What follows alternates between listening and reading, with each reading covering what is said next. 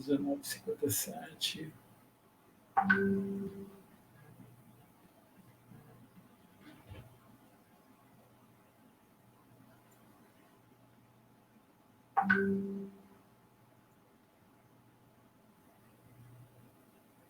Deixa o pessoal chegando aí. Estamos online. Pessoal chegando para a nossa live.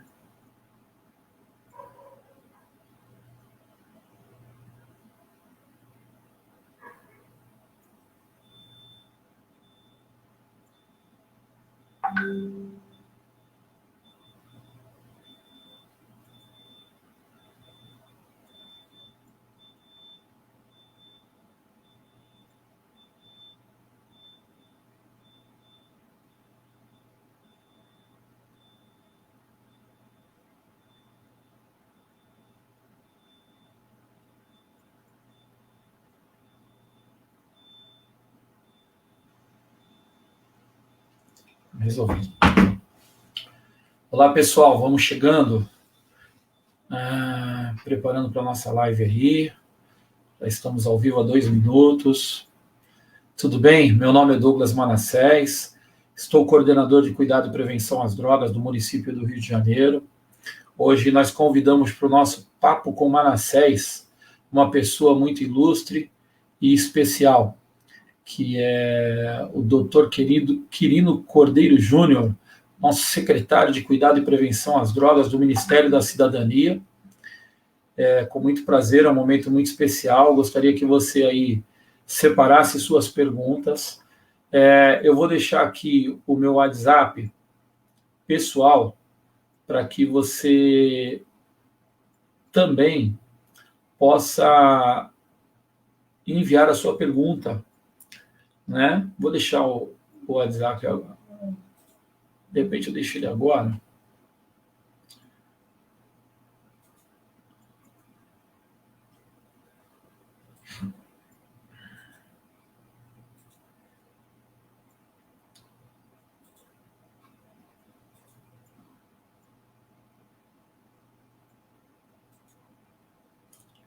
Aí está meu WhatsApp pessoal, para que todos possam anotar, né?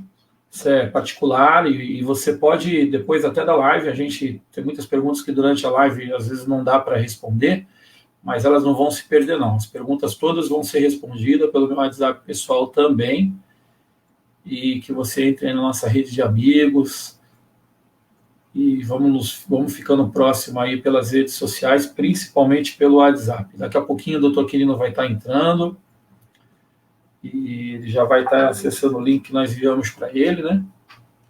Vamos falar sobre muitas coisas aqui. Vamos falar sobre a política nacional sobre drogas, vamos falar sobre as ações da Senapred, que isso é muito importante, principalmente para a gente aqui do município do Rio de Janeiro. E assim, eu quero ter a oportunidade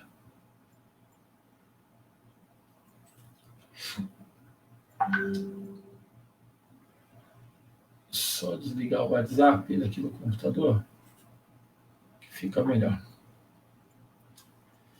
Espero que possamos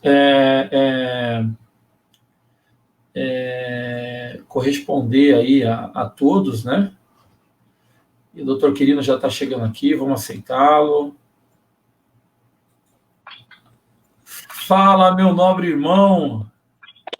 Meu grande irmão, Douglas Manassés, como é que você está? Tudo bem? Que legal, tudo bem. O áudio tá bom para o senhor? Como é que é? O nosso áudio tá bom para o senhor? O áudio tá bom aqui para mim. E o meu, como é que tá para você? Tudo bem? Tá um pouco baixo, mas dá para ouvir. Deixa eu ver se eu consigo aproximar mais aqui. Vamos ver se melhora o áudio agora. Melhorou? Melhorou. Fantástico. A imagem tá boa do corintiano. Então, rapaz, pô, você viu a gravata aqui até em sua homenagem, hein? Em nossa homenagem, né? Em nossa homenagem, é isso aí. Vai, Corinthians. Vai, Corinthians. É isso aí. Bom, doutor Quirino, primeiramente eu já me apresentei aqui para o público, eu quero agradecer ao senhor imensamente por essa oportunidade que o senhor está nos dando de prestigiar aí a população, principalmente aqui do Rio de Janeiro, né? Muitas comunidades terapêuticas vão acompanhar a nossa live, muitos órgãos e instituições que trabalham na área de prevenção, cuidado e reinserção social também foram convidados. A rede aqui ela é grande e eu acredito que nós vamos poder tirar muitas dúvidas aí da população do Rio de Janeiro, das entidades que trabalham na área de recuperação, né? E assim, quero deixar o senhor bem à vontade aí para que nesse bate-papo a gente possa conseguir esclarecer o máximo para a população da nossa cidade e de fora do país, do país e às vezes até do mundo aparece aí, né? Então, assim, fica à vontade, pode se apresentar a todos. Bom, então, antes de mais nada, Douglas, de verdade, muito obrigado pelo convite, pela oportunidade de estar aqui com você, com todos os amigos que estão nos acompanhando nesta noite.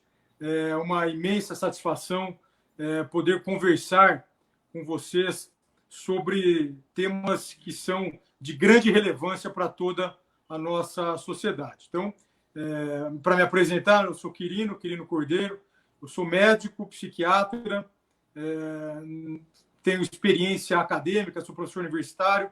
Durante muitos anos, quase 10 anos, eu fui diretor de serviços na área de saúde mental, de dependência química, sempre serviços ligados a instituições de ensino lá de São Paulo.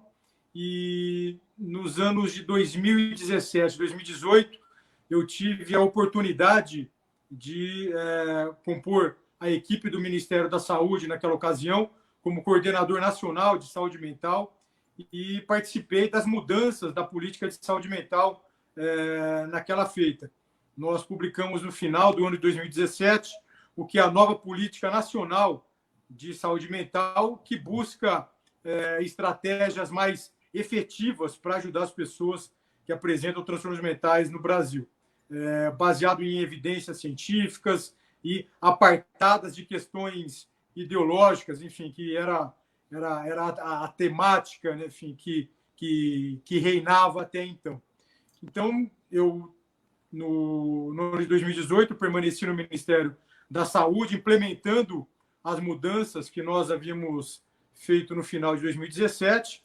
E quando acabou aquela gestão do governo federal, com o início desta atual gestão do governo federal, eu fui convidado para assumir a recém-criada Secretaria Nacional de Cuidados e Prevenção às Drogas.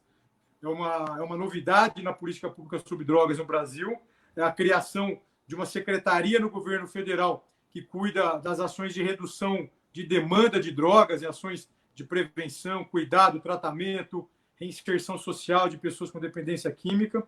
Eu tive essa grata satisfação, na época, convidado pelo então ministro Osmar Terra, e essa secretaria fazia parte do recém-criado Ministério da Cidadania. Então, a ideia era levar a política sobre drogas nessa área de redução de demanda para um ministério, para uma pasta que cuidava da promoção da cidadania das pessoas. Então, foi uma iniciativa bastante importante dessa gestão do governo federal. E aí, tal qual nós pudemos fazer lá na saúde mental, no Ministério da Saúde, aqui na política sobre drogas também, no ano passado, no mês de abril, nós tivemos a oportunidade de participar da elaboração do que é considerado, então, a nova política nacional sobre drogas, né, que se alinha com a nova política nacional de saúde mental. E, pouco mais para frente, então, no mês de junho, nós também conseguimos, a partir de uma articulação da qual nossa secretaria fez parte, nós conseguimos a aprovação no Congresso Nacional de uma nova lei de drogas. Então, o Brasil, desde junho do ano passado, tem uma nova lei de drogas, que é a Lei 13.840.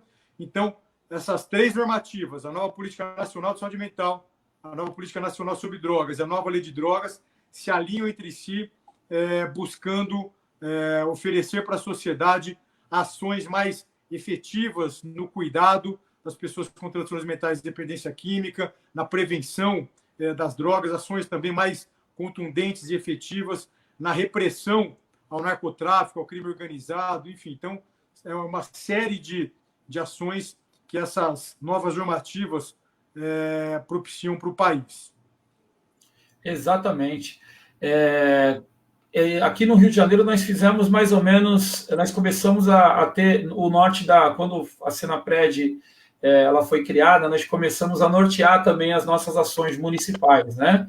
No entanto que agradeço muito o senhor, todo o apoio, né, na regulamentação municipal através de um decreto do prefeito, onde nós regulamentamos a nova política de drogas, inclusive com a internação involuntária, né? Quando o sujeito já não consegue mais se controlar, ter as decisões próprias, a gente acaba tendo a oportunidade de tratar essa pessoa como um paciente e encaminhá-la para a nossa rede de saúde, né?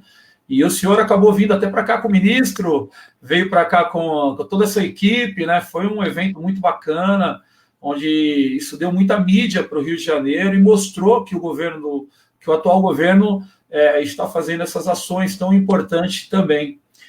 Nós criamos também aqui a Coordenadoria de Cuidado e Prevenção às Drogas no município do Rio de Janeiro.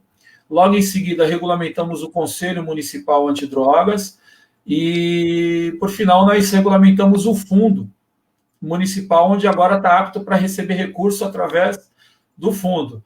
E é muito importante ressaltar também que hoje, através do apoio da Senapred, a gente conseguiu acessar o recurso que foi destinado para 225 vagas, né, contratação em comunidade terapêutica para acolhidos, né, e que são pagos pelo governo federal e o município faz o repasse às instituições, e a Senapred teve um papel muito importante nesse processo porque viabilizou, os prazos tinham vencido pela outra gestão, uma série de questões que tinha acontecido, e o senhor com muita habilidade, muita sensibilidade e um olhar especial ao Rio de Janeiro, deu para nós a oportunidade da gente executar esse convênio. Hoje as instituições já estão recebendo o recurso, já estão executando serviços. Maravilha, parabéns. Os usuários, e assim, fantástico, fantástico. É bom para que a população saiba que o município do Rio de Janeiro, hoje ele tem um convênio com as comunidades terapêuticas, que são entidades que tratam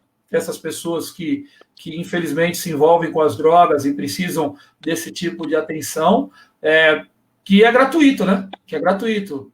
Para a população fica gratuito, né? Porque o Ministério da Cidadania faz o repasse de R$1.000 por cada acolhido. E isso para as instituições foi um apoio, um aporte importantíssimo. Eu de verdade, eu só tenho a te parabenizar o prefeito Crivella, toda a equipe de vocês que vem trabalhando com grande afinco para o enfrentamento das drogas e para o cuidado das pessoas que, infelizmente, caíram na dependência química. A gestão do município do Rio de Janeiro, a partir do momento em que o governo federal passou a mudar os norteamentos, né, enfim, os rumos da política pública sobre drogas, nós tivemos no município do Rio de Janeiro um grande parceiro, né? E você, com seu trabalho incansável, sua capacidade de articulação, sob a liderança do prefeito Crivella, enfim, vocês têm realizado um trabalho muito importante. E é isso que nós temos buscado, né, Douglas, junto aos gestores locais, os gestores estaduais, os gestores municipais, é justamente esse alinhamento, né, para que as ações que nós executamos aqui no governo federal possam, de fato, chegar até as pessoas que precisam aí na ponta, né? Ou seja, para que possa chegar no cidadão. Então, esse alinhamento da gestão federal com as gestões estaduais, gestões municipais, é o que nós, na verdade, temos buscado. E aí no Rio de Janeiro nós temos encontrado grandes parceiros para a execução dessas políticas públicas, para que nós possamos fazer um enfrentamento dos problemas das drogas, que infelizmente, durante muitas gestões de estados, municípios, aqui do governo federal, infelizmente, essa temática foi deixada de lado. E o que é pior, e quando ela era tratada de maneira completamente ideológica, baseada, enfim, em ideias e concepções completamente desconectadas da realidade e que, na verdade, só acabaram levando mazelas e problemas para a nossa sociedade. No entanto, que nós vemos aí as cracolândias, né? A luta que é com o aumento da população em situação de rua, usuária de droga, né? A gente vê que os municípios tentam de todas as maneiras hoje controlar um problema que foi criado por causa de uma política que efetivamente não deu o resultado que se esperava e assim, eu participei, doutor Quirino, eu viajei praticamente o país inteiro também, abrindo comunidades terapêuticas pelo país, então eu tenho uma experiência, assim, junto aos municípios, por causa da legalização dessas entidades que a gente abria, tinha que legalizar, tinha que organizar, e acabava participando das políticas públicas daquela localidade, várias cidades do Brasil inteiro, então, na prática, eu vi que era muito difícil, existia uma resistência muito grande em relação às comunidades terapêuticas, que elas foram ficando para fora, né? E o problema piorando e ninguém baixava a guarda para poder receber essas entidades, porque eu acredito, o senhor sabe que eu fui usuário de drogas quase 11 anos, né? Inclusive fiquei em situação de rua por causa do crack. Lá não existia nem a Cracolândia lá na Estação da Luz, ela era no Bexiga e tal. E assim, eu passei uma situação muito difícil da minha vida porque eu quase morri por causa do crack. E eu perdi todo o controle da minha vida. E o que me ajudou foi uma comunidade terapêutica. Então, eu passei pelo NA, que me ajudou, eu passei pela saúde mental na época, eu passei por terapias, eu passei por esses grupos de apoio, fui acolhido, fui internado em hospital psiquiátrico. E, assim, eu não avancei. Quando chegou numa comunidade terapêutica, né, com muita paciência, que não foi fácil no início, eu consegui avançar e consegui realmente parar de usar droga. E ali eu encontrei a abstinência total, o que eu precisava, porque enquanto eu ficava tentando só minimizar o problema, parar um pouquinho, diminuir a quantidade do uso, isso não deu um efeito no meu problema de saúde que eu desenvolvi. Então, assim, a comunidade terapêutica foi o principal, assim, foi o serviço principal que eu encontrei, e ali eu tive tudo o que eu precisava. Hoje fazem, graças a Deus, pela misericórdia de Deus, 22 anos que eu não uso mais nenhum tipo de droga, limpo. Fantástico. Né? Pai de família, hoje eu tenho 3 filhos maravilhosos, então eu tenho o meu trabalho, estou coordenador de cuidado e prevenção às drogas do município. Então, assim, as coisas aconteceram de uma forma muito especial. Por quê? Porque existia uma comunidade terapêutica para que eu pudesse procurar essa ajuda, que não cobrou, que não, sabe, me deu oportunidades de graça, e ali a gente sobrevive. A comunidade terapêutica, ela sobrevive, até o governo federal, ela sobrevivia. Agora ela presta, com recurso público, ela presta um serviço realmente assim, com mais qualidade e propriedade, principalmente na área técnica, né, e científica, né, porque agora elas estão se capacitando, elas estão estudando. A Senapred tem dado capacitações maravilhosas. O senhor teve aqui no Rio de Janeiro, trouxe a capacitação para nós. Hoje elas participaram do chamamento público do governo federal. Então, assim, são avanços que nós tivemos na política federal, que replicou nos municípios, nos estados, né? Então, assim, isso é um ganho muito grande para o nosso país. Eu acho que o senhor está fazendo um marco na história do Brasil na política de drogas, o senhor e toda a sua equipe. Ninguém constrói nada sozinho, o senhor tem uma equipe fantástica. Um abraço para o Edu, para a Cláudia, para a Joaquina e para todos os componentes aí da sua equipe, que sempre nos tratam com muito carinho, muito respeito. Não importa a hora, às vezes à noite, 9, 10 horas da noite, todo mundo conectado, trabalhando, tentando desenvolver. Caramba, que lindo, viu? Isso que nos inspira, isso que nos dá força, né? Para continuar trabalhando, e aumenta a nossa expectativa, nos dá gás para continuar à frente desse projeto tão lindo que o senhor construiu aí. Revolucionou tudo isso. Conta um pouquinho das ações da gente, assim, da prevenção, eu tenho visto assim muitas ações na área de prevenção também do governo federal, que a gente está tentando replicar aqui também, que está muito legal. Muito obrigado pela gentileza, Douglas. Realmente, nós temos buscado trabalhar para efetivar essas ações de cuidado, tratamento, reinserção social e prevenção, né, ao uso de drogas. O seu testemunho, né, enfim, o seu testemunho, na verdade, ele reflete todos os problemas que, infelizmente, nós viemos enfrentando no Brasil nesses últimos tempos na área do cuidado e recuperação de pessoas com dependência química. como você mesmo nos adiantou, o que, na verdade, as pessoas com dependência química encontravam quando buscavam ajuda, quando buscavam um lugar para que ajudassem essas pessoas, então, a parar de usar drogas, o que acabavam encontrando eram simplesmente ações de redução de danos, basicamente que tentavam reduzir, diminuir eventuais problemas que as drogas causavam para essas pessoas. A grande questão, isso que é importante nós conversarmos aqui, né, Douglas, é que o que marca a condição da dependência química é a falta de controle que o indivíduo tem sobre o uso da substância. Ou seja, o indivíduo que é dependente de uma droga, ele não consegue ir lá e usar só um pouco de droga, né, para que ele possa diminuir eventuais problemas que a droga vai causar para ele. Quando ele começa a usar, como ele não tem controle sobre o uso, ele acaba extrapolando e volta, enfim, aos padrões de uso que ele tinha e muitas vezes até piorando.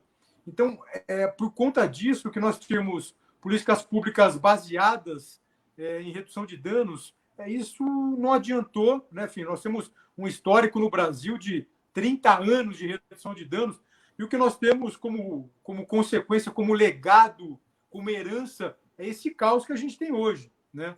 Então, o que nós temos buscado a partir da publicação da nova Política Nacional de Saúde Mental, nova Política Nacional sobre Drogas, da nova Lei de Drogas, o que nós temos buscado, então, aqui no governo federal, é tentar trabalhar com ações de promoção e manutenção da abstinência e também de recuperação da pessoa com dependência química.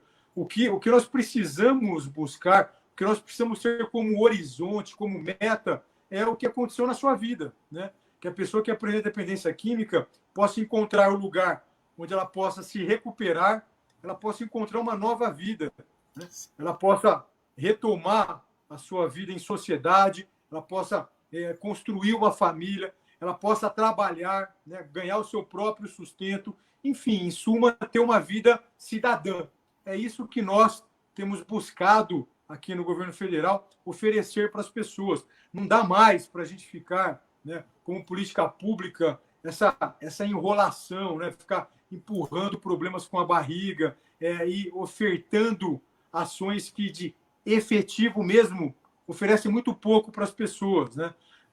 Então, o que nós temos feito aqui no governo federal é buscar efetivar ações que, de fato, vão ajudar na recuperação dos dependentes químicos. E aí, as comunidades terapêuticas ganham um papel central, né? Ganham um papel Sim. de protagonismo já, né, Douglas, que essas entidades trabalham justamente nessa perspectiva de ajudar na recuperação da pessoa, ajudar aquela pessoa a não usar mais substância, que essa pessoa possa encontrar novos propósitos na vida, que ela possa se reintegrar, ou muitas vezes se integrar à sociedade, à sua família. Então, é isso que nós temos buscado trabalhar junto com as comunidades terapêuticas, que tem no Brasil mais de 50 anos. São 5 décadas trabalhando e, infelizmente, trabalhando, sendo sempre colocada de lado pelas antigas políticas públicas no Brasil. Ou seja, o que vinha acontecendo no Brasil era uma situação quase que inacreditável. Então, a partir de agora, né, aqui no governo federal, nós mudamos essa política pública, nós temos apostado nas formas terapêuticas, temos ampliado o financiamento para essas entidades, temos buscado ajudar municípios como, por exemplo, o Rio de Janeiro, a se organizarem para que também possam, né, enfim, trabalhar junto com as formas terapêuticas locais. Então, essa tem sido a toada de trabalho aqui no governo federal. Sim, sim. Exatamente. Eu quando nós assumimos o trabalho da coordenadoria, a gente encontrou uma situação assim muito adversa dentro do município do Rio de Janeiro, né? Porque só tinha a saúde mental, toda a política de drogas do município, ela já estava desativada, já fazia mais ou menos aí uns 12 anos, doutor Quirino. 2 governos sem nenhum tipo de ações, a não ser promovido pela saúde mental, com a redução de danos e tal. E, assim, os desafios foram grandes, muito, assim, grandes. Foram desafios difíceis de ser enfrentados. Tivemos que ter muita persistência, porque a resistência ideológica ela era muito grande. Né? Por que, que o pessoal pensava o seguinte, que pela religião do prefeito, o prefeito ser evangélico, as pessoas que fossem assumir essas pastas principais seriam pessoas ligadas à igreja, né? Então eles já tinham uma resistência natural ideológica por causa da religião do prefeito Marcelo Crivella. Quando eles começaram a entender que tinha pessoas técnicas ali também desenvolvendo, que as pessoas que estavam ali à frente desse trabalho, eles começaram a querer desqualificar o trabalho da coordenadoria. E os desafios foram grandes, mas vencemos todos eles e, graças a Deus, conseguimos implementar políticas públicas realmente que atendessem a população do município do Rio de Janeiro. Criamos uma equipe de abordagem e sensibilização em cenas de uso. Começamos a abordar cenas de uso. Eu tenho acompanhado o seu trabalho nas cenas de uso. Trabalho fantástico, muito importante. E ali uma equipe de abordagem que foi a cada dia crescendo, criando vínculo com os usuários, e os acolhimentos começaram a surgir, pessoas começando a ver a gente como referência, porque nós criamos um grupo de sensibilização que também já tinha passado, a maioria do nosso grupo já tinha passado pelo problema de dependência química. Então, eles sentiam na pele souberam na pele o que realmente aquele usuário que está caído ali. E, assim, aí aqui no Rio de Janeiro tem uma Cracolândia chamada Cracolândia da Avenida Brasil. É uma Cracolândia emblemática. Ela tinha mais ou menos 400 usuários, de 400 a 500 usuários no meio da Avenida Brasil. E ali naquela Cracolândia, os usuários usavam crack na Avenida Brasil e atravessavam para dentro da comunidade para comprar a droga e voltavam de novo para a Cracolândia. A velocidade daquela pista ali é 80 por hora. Aí o senhor imagina caminhão, moto, ônibus, e o cara atravessando, indo para a comunidade, comprando crack e voltando para debaixo do viaduto na Avenida Brasil. Mais de 200 barracos espalhados pela via. Via principal, Avenida Brasil, uma das vias principais aqui do nosso estado, e se não do Brasil, uma avenida muito, muito, muito importante aqui no Rio. E começamos um trabalho ali fenomenal e os resultados foram aparecendo. Hoje, se tiver ali 20, 30 usuários, que às vezes persiste, que a gente ainda tenta acolher, encaminhar, direcionar, foi um avanço e uma vitória muito grande aqui para o município. E o apoio das comunidades terapêuticas nessas cenas de uso, elas foram fundamentais.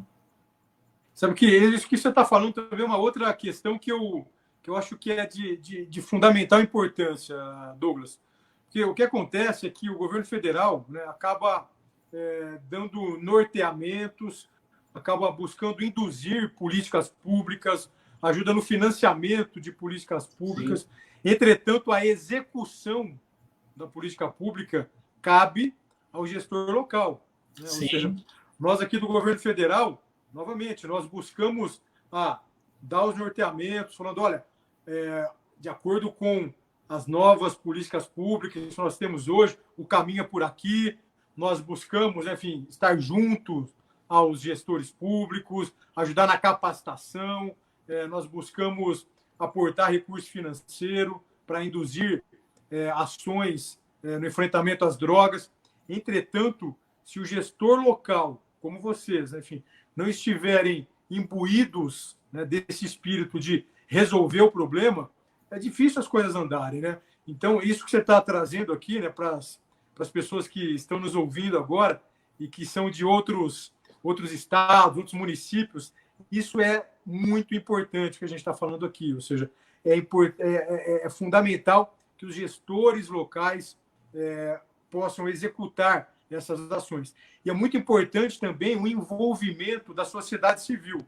Essa é uma outra coisa, Douglas, que a gente tem feito aqui no governo federal, é buscar parcerias com a sociedade civil. Então, nós temos parcerias com as comunidades terapêuticas, nós temos parcerias, inclusive ajudando no financiamento de grupos de mútua ajuda, de suporte familiar, temos trabalhado na cooperação com os grupos anônimos. Enfim, nós temos buscado essas parcerias, porque nós acreditamos de verdade nessa gestão do governo federal na área de drogas, que para que nós possamos ter mais efetividade, mais resultados, nós precisamos dessa aliança entre poder público e sociedade civil. Porque, na verdade, sociedade civil sozinha, poder público sozinho, os resultados vão ser menores do que se nós estivermos juntos na nossa caminhada. Então, é isso que nós, Douglas, aqui temos buscado fazer.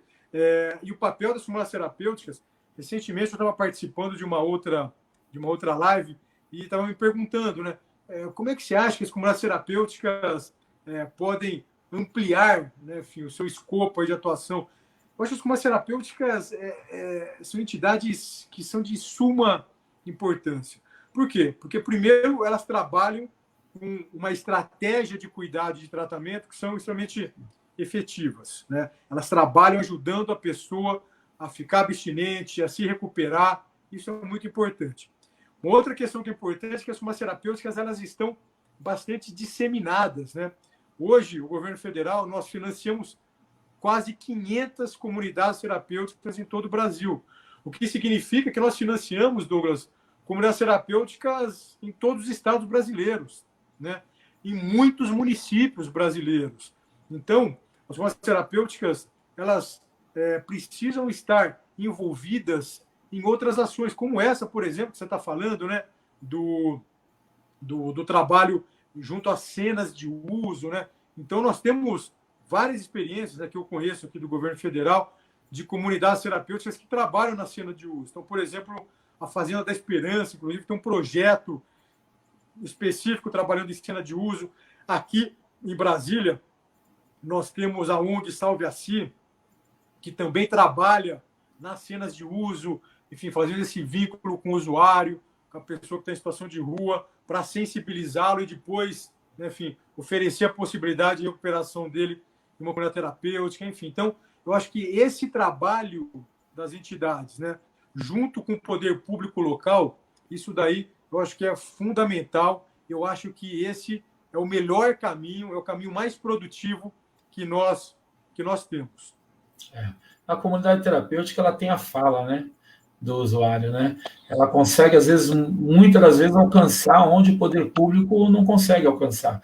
Aqui no Rio de Janeiro, doutor Quirino, nós temos algumas comunidades terapêuticas que ficam dentro de comunidades. E comunidades que realmente o tráfico é muito atuante. E essas instituições, nós passamos a conhecê-las, né? Foram mais uma média aí de quase 50 comunidades terapêuticas que nós encontramos por esse caminho, e muito estratégico, porque ela vive dentro da comunidade, só que ela não tinha acesso ao poder público porque ela está dentro da comunidade. E aí, com a regulamentação que nós criamos, o Código de Atividade, regulamentando o serviço, com os cursos, realizamos mais de 30 workshops de capacitação e seminários para essas instituições e começamos a buscá-las, né, e inseri-las dentro do processo do poder público, sempre com um olhar muito pedagógico, olhando sempre de uma forma pedagógica para que elas pudessem ter acesso às informações, entende? Gente, e os resultados assim é fenomenal. Hoje nós temos a Vigilância Sanitária do município como uma grande parceira nesse processo, capacitando, organizando, e, sabe, dando oportunidade para que as comunidades terapêuticas tenham acesso às normativas sanitárias que elas precisam, né? E como elas eram dentro de comunidades, o poder público não acessava. E assim, esse foi um dos grandes ganhos que nós tivemos, porque encontramos entidades com mais de 100 acolhidos dentro da comunidade. O tráfico do outro lado da rua e a entidade ali com 100 pessoas acolhidas e muitas das vezes sem nenhum tipo de atenção do poder público, né? Algo tão simples. O acesso à rede de saúde, o acesso à rede de assistência, o acesso a uma vacina para os acolhidos, elas não tinham isso. E com o trabalho da coordenadoria norteada pela Senapred, a gente conseguiu dar essas ferramentas e essas possibilidades para que elas pudessem, sabe, dar uma condição técnica melhor para o seu trabalho, né? Acho que essa questão que você está trazendo também, ela está no centro do debate do nosso trabalho com as entidades, que é buscar com que elas se regularizem, que elas sigam as normativas sanitárias, enfim, todo o regramento legal do país. Por quê? Porque com isso, na verdade, elas vão ganhar em qualidade, e em elas ganhando em qualidade, quem vai ser beneficiado no final das contas vão ser as pessoas que estão acolhidas, que estão em processo de recuperação nessas entidades, né? O que nós também temos buscado fazer aqui na Senapred, aqui no governo federal, também no nosso processo de monitoramento, fiscalização do trabalho dessas entidades, ter também esse olhar e essa ação educativa, né, enfim, pedagógica e de suporte para as entidades. Então, não cabe mais no processo de fiscalização nós chegarmos lá com uma postura autoritária, enfim, querendo arrumar confusão, encontrar problemas. Claro que se tiverem problemas, sim, é óbvio que a gente vai tentar ajudar, a gente vai tentar conscientizar, dar suporte para as entidades resolverem aquele problema. E não chegar lá, como acontecia, infelizmente, no passado, chegar na entidade, querer fechar a entidade, enfim, não. Eu acho que essa atitude é muito importante. E a comunidade estando regularizada, estando com a sua documentação em dia, com todos os seus processos de trabalho, de cuidado em ordem, elas também podem acessar recurso do poder público, né? Elas podem ganhar com isso. Então, você estava comentando, né, dessa ação, esse trabalho conjunto que nós temos, né, Douglas, sim, de financiamento através aí do município do Rio de Janeiro, de 225 vagas aí com vocês. Nós agora, por exemplo, no governo federal, nós reabrimos agora o nosso edital. Sim. No início dessa semana, nós reabrimos o nosso edital. Então, é importante nós conversarmos um pouco sobre isso aqui também, já que comunidades terapêuticas que ainda não tinham participado desse edital nosso, da Senapred, que nós abrimos lá no final do ano passado, em dezembro, as entidades poderão participar agora. Ou seja, então, as entidades que trabalharem para se regularizar, para trabalharem dentro das normativas legais do país hoje, elas só têm a ganhar em oferta de trabalho qualificado para os acolhidos e também numa situação que vai ajudá-las, por exemplo, a conseguir recurso público, suporte financeiro do Estado. Exatamente. E o senhor sabe que muitas instituições, devido à regulamentação da política de drogas aqui no município do Rio de Janeiro, elas não tiveram tempo de completar, muitas das vezes, os 2 anos, 3 anos que é exigido ali no edital, né? E com essa nova abertura, algumas instituições a gente está dando apoio lá na coordenadoria para que elas possam ter acesso e participar agora do edital reaberto. É uma possibilidade que, na verdade, está dando para elas um pouco mais de tempo para que elas possam, né, ter a oportunidade que elas tanto buscam. E nós temos aí acompanhado, são mais ou menos 17 comunidades terapêuticas que conseguiram participar do edital do governo federal, e assim, que nós acompanhamos na coordenadoria, algumas outras a gente não conseguiu, assim, tá muito perto, ou devido à distância, né? Mas, assim, o município de Itaguaí, através do vereador Valdemar, a gente deu todo o suporte técnico para eles também lá, eles fazem um trabalho muito bacana. Alguns municípios como Paracambi, municípios aqui ao lado, Caxias, esses municípios se aproximaram da Prefeitura do Rio, a gente criou uma grande rede, foi aí onde surgiu a federação. Eu gostaria que o senhor falasse daqui a pouquinho também sobre a federação. Surgiu a federação, a FECONTERD, a Federação das Comunidades Terapêuticas do Estado do Rio de Janeiro, que já tem mais de 30 instituições hoje parceiras dentro desse processo, onde nós estamos, através da federação agora, assim que passar a pandemia, a gente começar novamente o alinhamento com as instituições para que nós possamos ter, dar a elas representatividade, né, de uma forma organizada, junto aos órgãos federais, órgãos estaduais, né? E assim, o trabalho da federação também ele tem sido muito importante, e nós vimos que também o governo federal aportou, né, recursos, deu oportunidade para que as federações também pudessem se conveniar e receber recursos para que elas pudessem desenvolver a capacitação, o treinamento dessas entidades e apoiar, né? Isso nunca aconteceu antes. O que o governo federal tem feito hoje nessa área tem dado um resultado tremendo aqui na ponta, viu? Então, você trouxe muitas questões relevantes, Douglas. Uma delas, por exemplo, é o trabalho que o governo federal tem buscado ajudar que é na organização das comunidades terapêuticas, né? Nós acreditamos que quanto mais organizadas as comunidades terapêuticas estiverem, o segmento vai ganhar. Então, nós temos trabalhado e buscado incentivar a organização das entidades em federações, depois na confederação, que hoje nós temos, que é a Confenact, e a criação da Federação das Comunidades Terapêuticas aí do Estado do Rio de Janeiro, né, que hoje tem à frente o vereador Valdemar, com quem eu estive agora recentemente numa live, né? Ele é uma figura fantástica, de grande importância aí no cenário das comunidades terapêuticas do Rio de Janeiro. Então, é muito importante também para as comunidades terapêuticas que estão nos vendo agora, que participem desse movimento.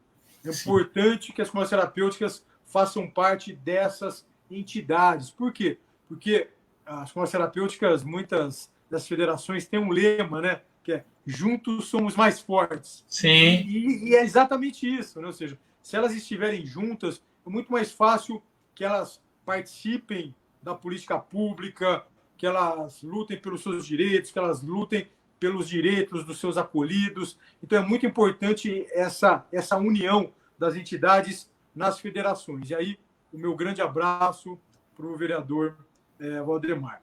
Nós temos uma outra questão que eu acho que é importante.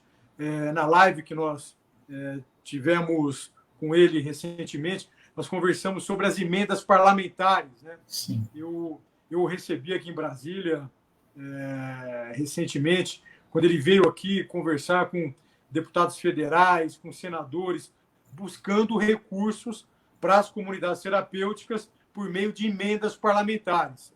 Então, as pessoas que estão nos assistindo agora, que não são muito afeitas aí a essa questão específica, então, todo deputado federal, todo senador tem um recurso que pode destinar a entidades. E esses recursos podem ser destinados às comunidades terapêuticas, né?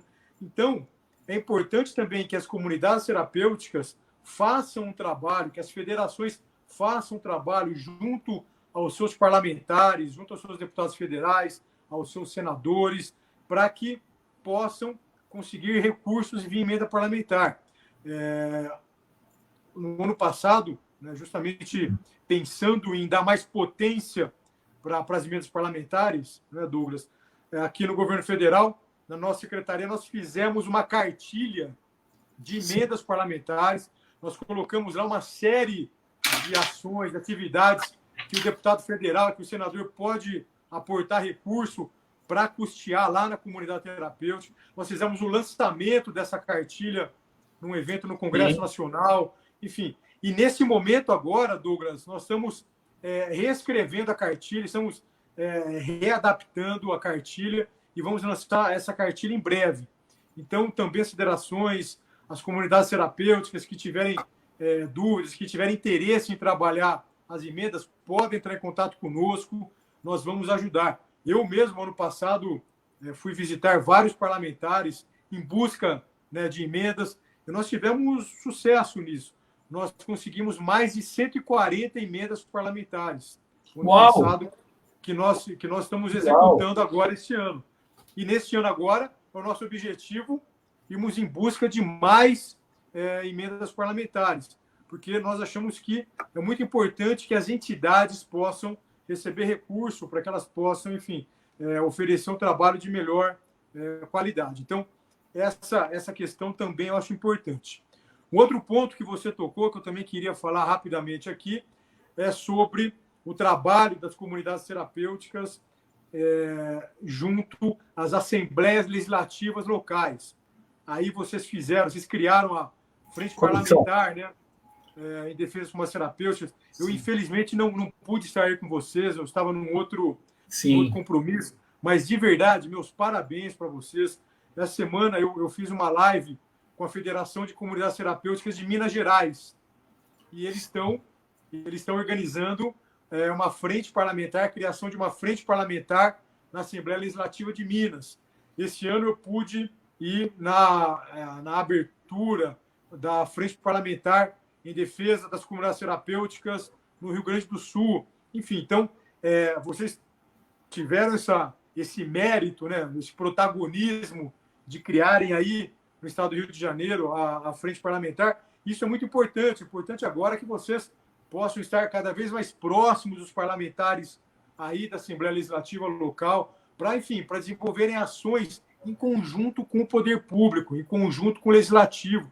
Isso é muito importante. Então, parabéns também por essa ação. E por último aqui, só para aproveitar algumas das questões que você nos trouxe, Douglas, queria falar um pouquinho, então, do nosso edital, né? Então, no mês de dezembro do ano passado, nós lançamos aqui no governo federal, aqui na Senapred, nós lançamos um edital, o edital de número 17, que era um edital para ampliação de vagas em comunidades terapêuticas financiadas pelo governo federal. E nesse edital, então, nós deixamos aberto esse edital durante 3 meses, nós trabalhamos com várias entidades, estivemos em vários lugares fazendo capacitação das entidades, estivemos aí no Rio de Janeiro em mais uma parceria, né, com vocês, fizemos capacitação das entidades. O que acabou acontecendo é que, infelizmente, no meio dessa primeira fase do edital, que era a fase que as comunidades terapêuticas teriam que entregar a sua documentação aqui para a gente, teve a eclosão da epidemia pelo coronavírus. Então, diante disso, infelizmente, muitas entidades tiveram dificuldade para providenciar suas documentações. Então, muitas vigilâncias sanitárias, Brasil afora, não estavam funcionando, enfim, muitas repartições públicas estavam com problemas para que as entidades conseguissem sua documentação. Então, para que as entidades não fossem prejudicadas, nós, aqui na Senapred, decidimos reabrir o edital. Então, nessa segunda-feira, nós publicamos a reabertura do edital. O que significa isso? Significa que o edital volta a ficar aberto por mais 90 dias, por mais 3 meses.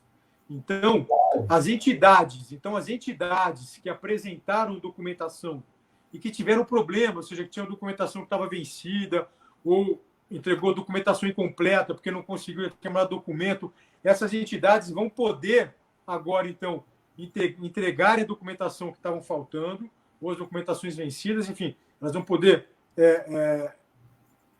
finalizar o processo de apresentação de documentação. Isso as entidades que já entregaram a documentação para a gente. Que oportunidade, doutor querido. E a reabertura do edital, Douglas, permite também aquelas entidades que não participaram, porque não conseguiram acessar a sua documentação, providenciar a sua documentação, ou entidades, como você mesmo disse, né, que não tinha um período mínimo de funcionamento, né, de 2 anos. Esse também é uma novidade no nosso edital. Nós diminuímos a exigência do período de funcionamento, que era de 3 anos para 2. Mas muitas entidades também, eram entidades novas, não tinham 2 anos de funcionamento. E várias entidades já vieram falar comigo sobre isso, falando: olha, secretário, agora com a reabertura do edital, a minha entidade completou 2 anos. Posso participar?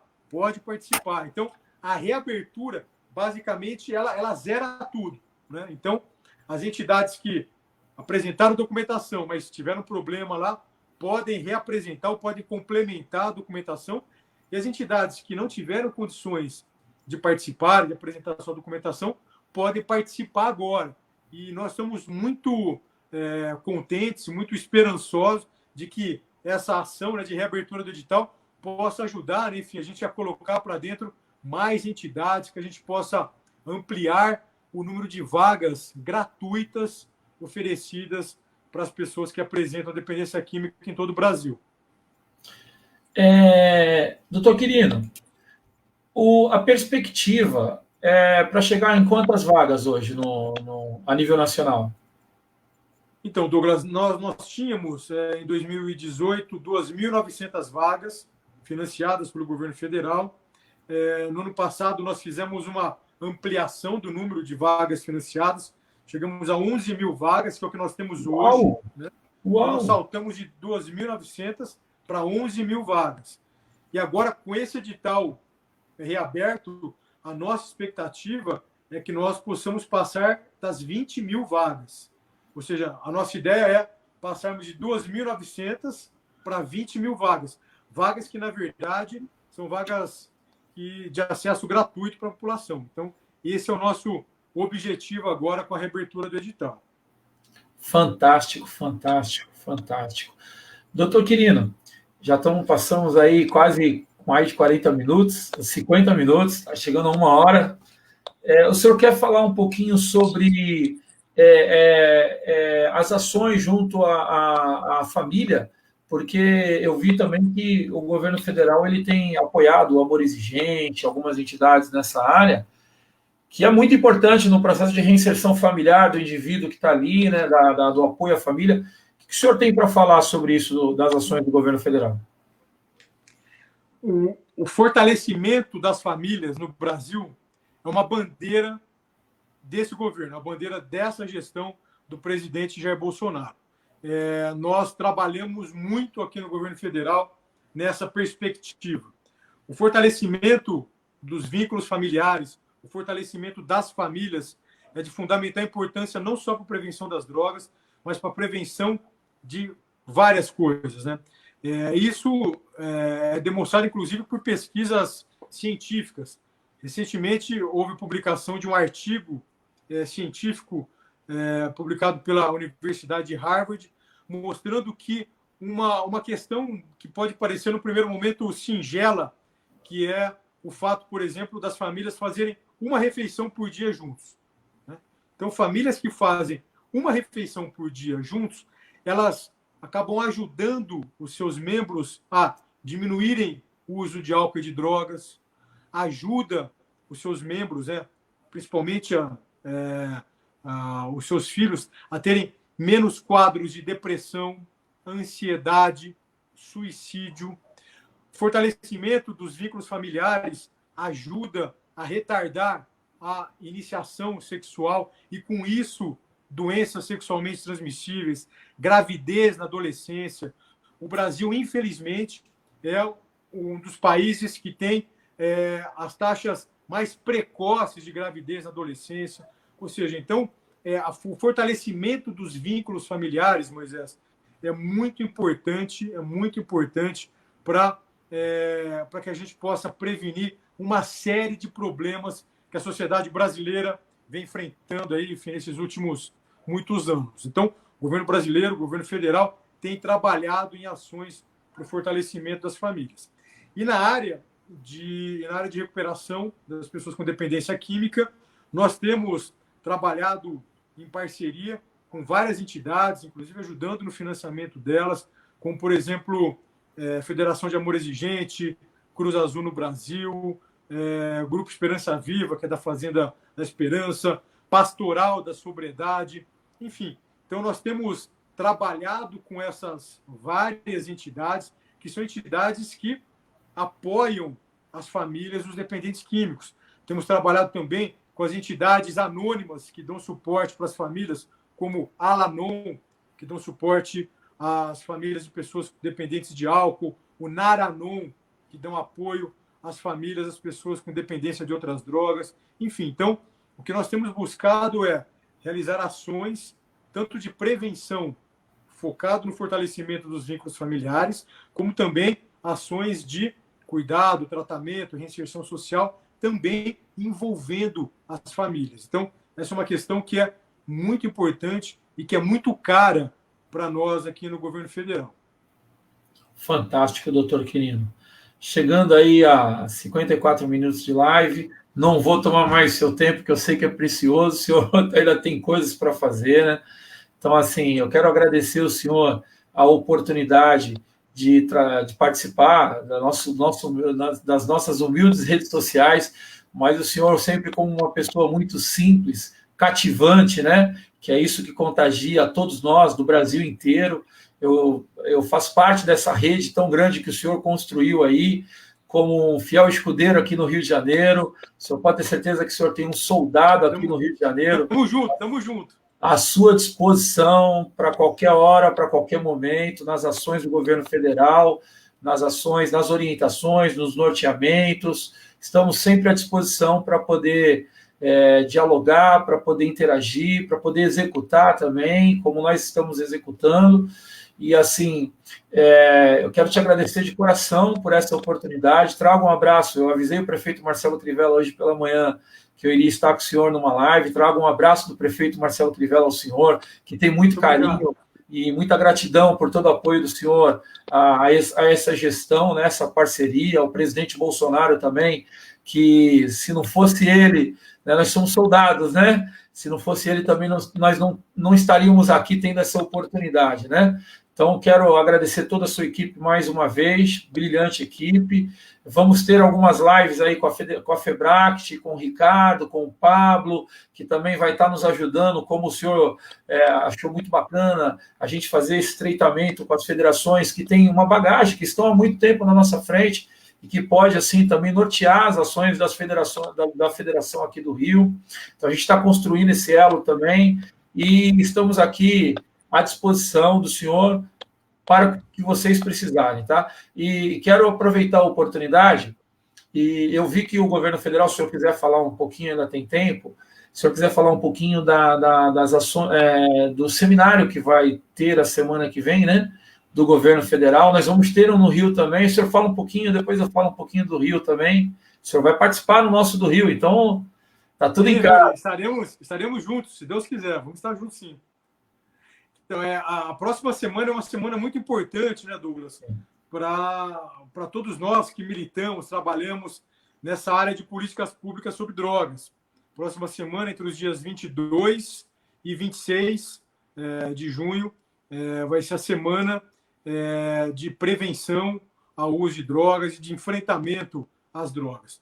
Essa é uma semana em que, aqui no governo federal, nós vamos começar a semana reativando as reuniões do CONAD, do Conselho Nacional de Políticas sobre Drogas, né? Nós reestruturamos o CONAD e agora, então, vamos dar início às reuniões ordinárias do CONAD agora no dia 22, justamente abrindo essa semana. Depois, entre os dias 23 e 26, nós teremos um webinar, né?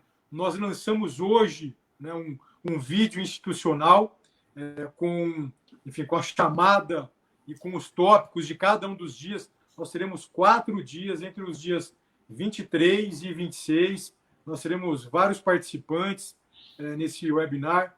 E eu já convido aqui, aproveito para convidar todos os amigos que estão nos assistindo para que participem, né, enfim, desse webinar. Vão ser vários dias tratando dos mais variados temas de prevenção, tratamento, também ações de repressão ao narcotráfico, enfim, vai ser uma programação bastante ampla e que busca dar conta, né, enfim, de todas as frentes das políticas públicas sobre drogas. Então, nós estamos agora iniciando, começamos hoje, né, enfim, a divulgação desse webinar e com certeza alguma, com certeza toda, nós queremos a participação de todos para que nós possamos discutir esses temas com toda a sociedade.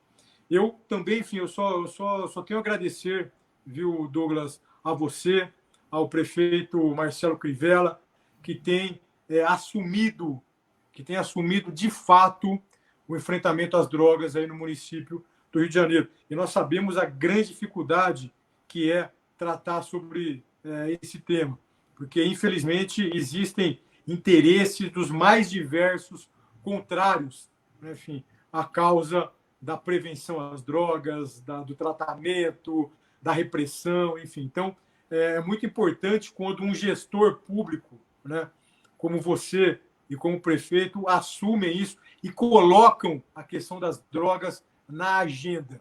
Isso é fundamental. Isso é fundamental. Eu também, numa live recente, estava conversando com um colega e ele me perguntou, né, assim, o que você acha que a pessoa, né, enfim, o cidadão médio pode fazer, né, pode dar sua contribuição. Eu falei, eu acho que tem 3 coisas que o cidadão médio pode fazer. Claro que tem muito mais, mas acho que tem 3 coisas que ele pode fazer. Primeira coisa é cuidar da sua família, né? Nós conversamos aqui, da importância do papel das famílias na prevenção do uso das drogas. Então, cuidar dos seus filhos, cuidar dos seus netos, cuidar dos seus sobrinhos, cuidar do seu irmão, né? Cuidar do seu pai, da sua mãe, enfim. As famílias precisam estar próximas. Os vínculos entre as famílias, entre os familiares, precisam ser vínculos verdadeiros, de suporte, de apoio. É isso que a gente precisa. Então, a primeira coisa é cuidar da sua casa. Essa é a primeira coisa. A segunda coisa é buscar ajudar entidades que trabalham na temática das drogas, na prevenção, no cuidado, no tratamento das pessoas com dependência química. Nós sabemos, enfim, como você mesmo disse, tem muitas dessas entidades que são ligadas a igrejas. Então, se você frequenta uma igreja, busque saber se tem uma comunidade terapêutica, se tem um grupo de apoio na sua igreja, na sua comunidade, que você possa ajudar, que você possa participar. É muito importante a participação das pessoas, a participação da sociedade. Quanto mais a sociedade brasileira estiver engajada na política sobre drogas, melhores efeitos, melhores resultados nós teremos. E a outra coisa que eu falei naquela ocasião, esse ano é um ano de eleições. Então, é muito importante que cada um que está nos assistindo aqui busque candidatos que têm na sua plataforma, que têm na sua história ações efetivas no enfrentamento às drogas. As drogas, na verdade, são das grandes mazelas da nossa sociedade. A gente pensa nas drogas, a gente vê os graves problemas de saúde que elas trazem para a sociedade, para as pessoas. As drogas desestruturam as famílias. As drogas causam problemas de segurança pública. As drogas aumentam acidentes no trânsito. As drogas aumentam o suicídio. As drogas causam uma série de problemas para todo o conjunto social. As drogas acabam dificultando as pessoas a trabalhar, então aumenta, né, enfim, os gastos previdenciários por conta do uso dessas substâncias. Enfim, quando a gente pensa nas drogas, nós acabamos identificando que são substâncias que acabam destruindo, né, enfim, todo esse arcabouço social que nós temos. Então, nesse ano de eleição, é muito importante que cada um de nós busquemos votar e apoiar candidatos que têm a questão das drogas na sua plataforma e na sua história de atuação. Então, isso daí são algumas questões que eu gostaria de deixar aqui para as pessoas que estão nos assistindo, porque só assim, né, com a participação e engajamento das pessoas e de toda a sociedade, é que nós realmente vamos conseguir construir uma sociedade protegida das drogas, que é o que está hoje ali na nossa atual política nacional sobre drogas. É a construção de uma sociedade efetivamente protegida das drogas. Exatamente. Parabéns, doutor Quirino. Que fantástico. O senhor nos deu uma aula hoje. Hoje deve estar todo mundo aqui na live aplaudindo o senhor pela aula que o senhor nos proporcionou.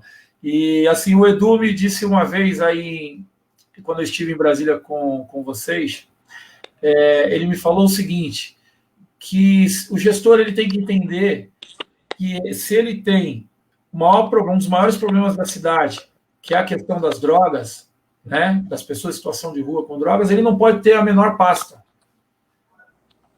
É isso. Aquela tem que ser a maior pasta, a mais importante. Então, as pessoas têm que entender isso, né, que nós devemos dar oportunidade para as pessoas que realmente querem fazer a diferença na nossa sociedade, né?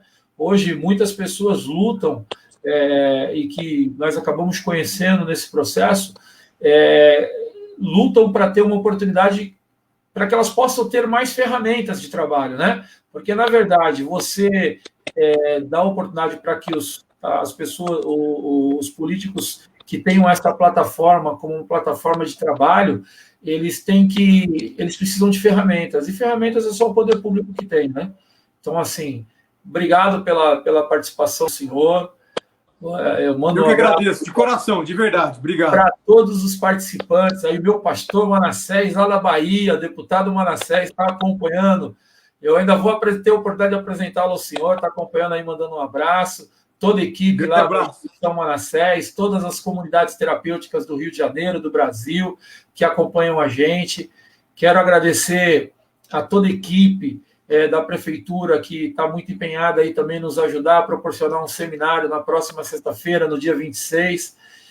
Vai ser um seminário onde o senhor vai estar participando de políticas públicas sobre drogas, onde vamos tratar vários temas e não vamos deixar essa data, por causa da epidemia, e a gente passar em branco, né? A gente tem que fazer algo, temos que fazer um movimento para que essa política pública ela possa ficar viva aí na mente, no coração das pessoas, e que nós possamos continuar trabalhando e dando oportunidade para as pessoas que precisam de ajuda e de apoio. O senhor pode fazer obrigado mais uma vez. Um grande abraço para você, Douglas, para sua família, para o prefeito, enfim, para toda a sua equipe. Um abraço para a minha equipe também aqui em Brasília. Está todo mundo acompanhando a Cláudia, para a Joaquina, para as Déboras, para o Estevão, para a Lívia, enfim, para toda a nossa equipe que tem trabalhado bastante para tentar fazer com que essas novas ações do governo federal possam chegar às pessoas, que nós possamos ter cada vez mais ações articuladas com estados, municípios, e para que nós possamos ter, enfim, um futuro muito melhor. Obrigado mais uma vez, meu irmão. Um abraço, doutor querido. Obrigado. Valeu. Tchau, tchau.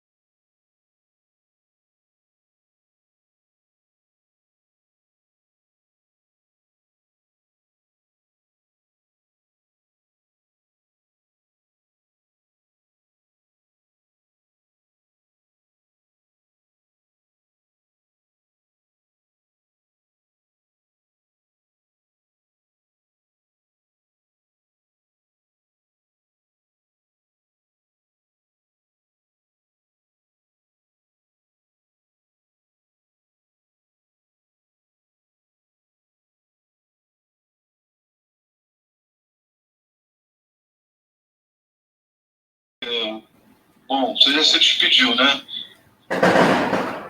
Olá, pessoal, tudo bem?